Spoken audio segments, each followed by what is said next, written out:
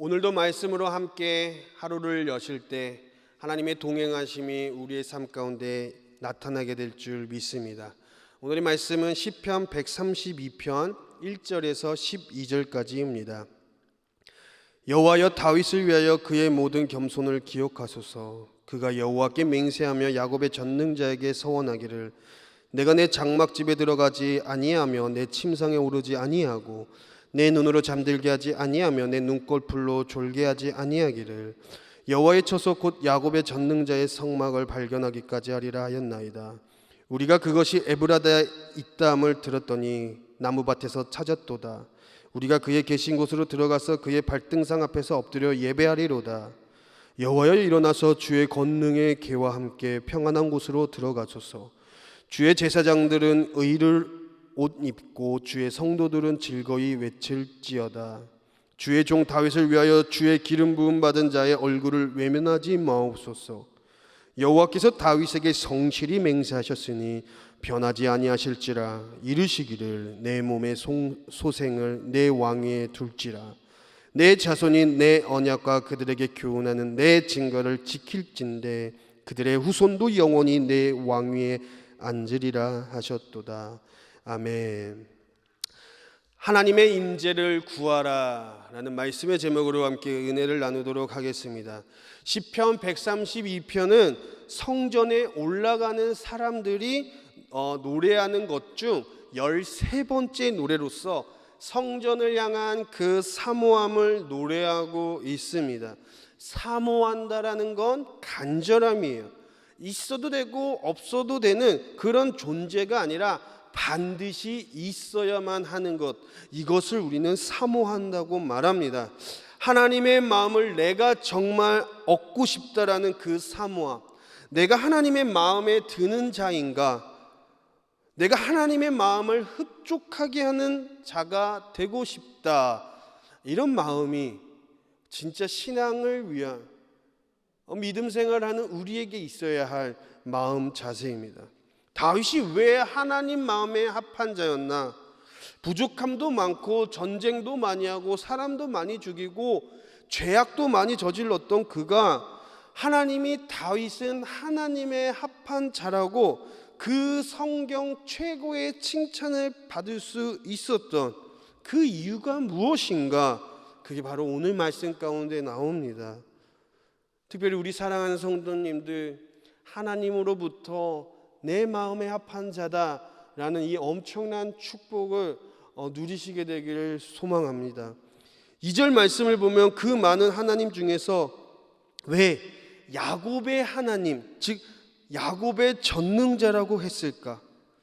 하나님의 이름은 많고도 많은데 왜 야곱의 전능자라고 했나? 왜냐하면 오늘 본문이 성막과 성전과 연결되어 있기 때문입니다. 성전에 대한 다윗의 열심, 그 사모함이 132편에서 노래하고 있습니다. 사실 이 성전의 기둥을 가장 최초로 올린 사람이 누구냐? 바로 이 야곱이에요.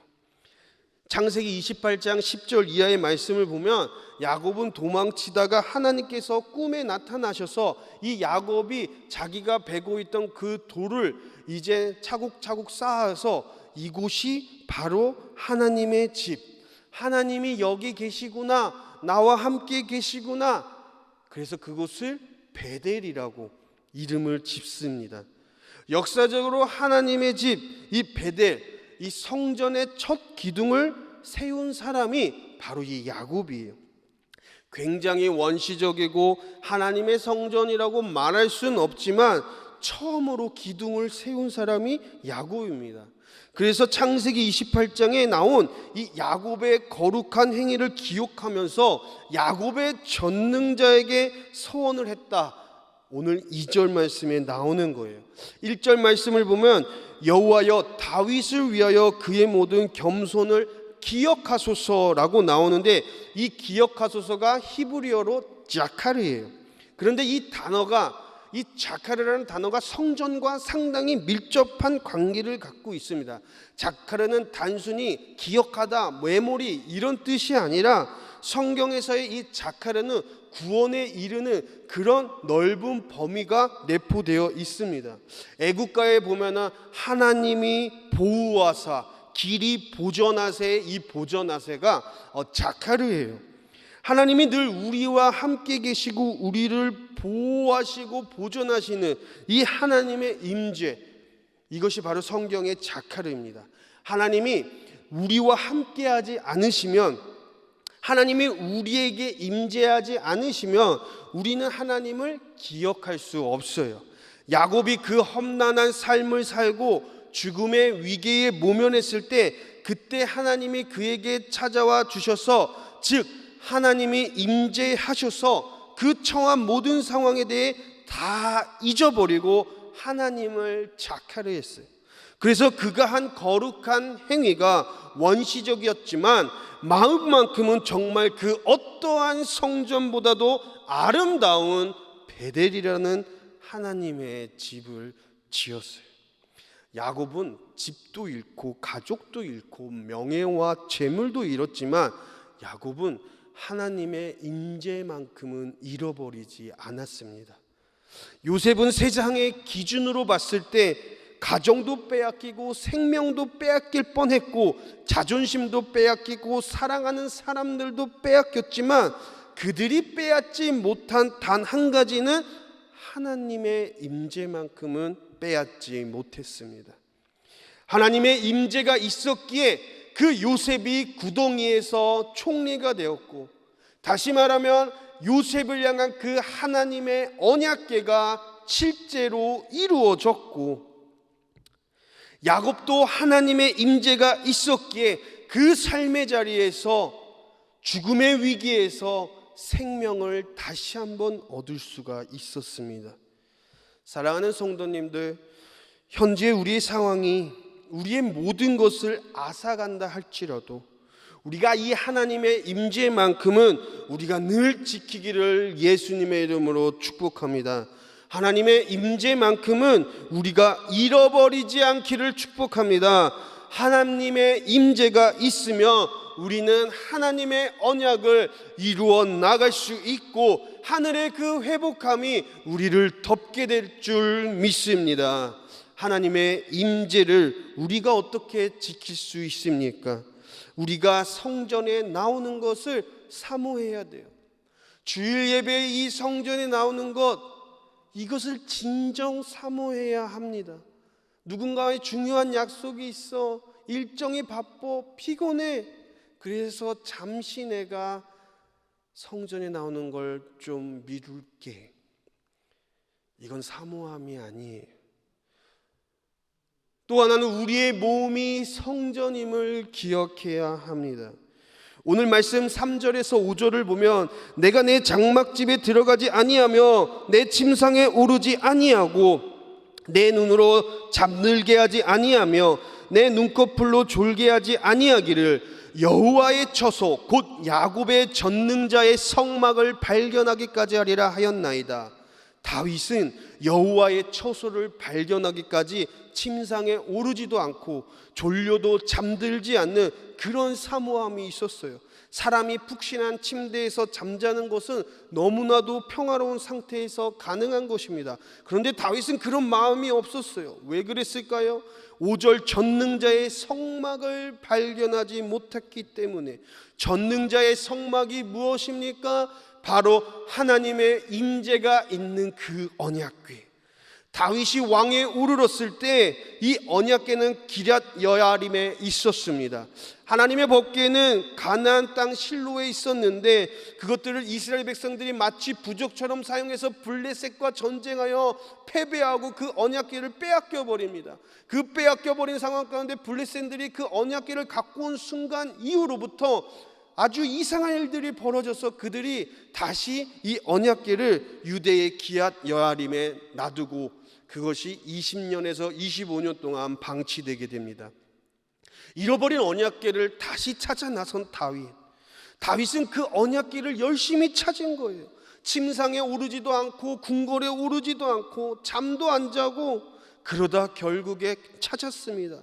그 말씀이 6절, 우리가 그것이 에브라임에 있다함을 들었더니 나무밭에서 찾았도다. 이 에브라다가 어디입니까? 에브라임, 예루살렘 유대에 있는 이 나무밭이 바로 기럇 여아림이에요. 그리고 나서 감격의 노래를 합니다. 그것을 보자마자 7절 말씀에 쳐다보지도 못하고 발등상 아래 예배를 합니다. 사랑하는 성도님들, 이 오늘 시편 132편에 이 노래를 누가 불렀습니까? 바로 성전을 올라가는 사람들이 불렀습니다. 성전에 올라가면서 다윗을 떠올렸고, 이 다윗이 하나님의 임재가 있는 언약궤를 찾기 위해서 얼마나 노력하고 수고했나, 이 다윗이 사모함을 그것이 얼마나 대단했나, 어떻게든 하나님의 임재만큼은 빼앗기지 않으려고 얼마나 몸부림쳤는가. 생각해 보세요. 왕이 누릴 수 있는 명예와 부와 그리고 수많은 권력이 있음에도 다윗은 그것들을 하나님의 임재보다 높이 두지 않았어요. 그래서 다윗은 하나님 앞에 합한 사람입니다. 하나님을 향한 이 사모함, 하나님만 있으면 됩니다라는 이 노골적인 고백이 하나님은 다윗을 향한 성경 최고의 칭찬, 하나님께 합한 자라는 영광스러운 수식어가 붙게 됩니다. 우리가 하나님께 흡족한 자인가? 우리가 하나님께 합한 자인가? 정말 나는 지금 이 순간에 내가 구해야 할 것을 다 내려놓고 하나님의 임재를 제일 선두에 놓고 있는 이 사모함이 있는가? 그저 종교의 얼매인 이런 신앙이 아닌, 형식과 매너리즘에 빠진 신앙이 아닌, 하나님의 임재를 사모하며 하나님의 마음을 내 마음에 합하여 하나님의 사명을 향해 이 땅에서 전진하는 그 한 사람, 하나님께 합한 자가 저와 사랑하는 성도님들이 되기를 축복합니다.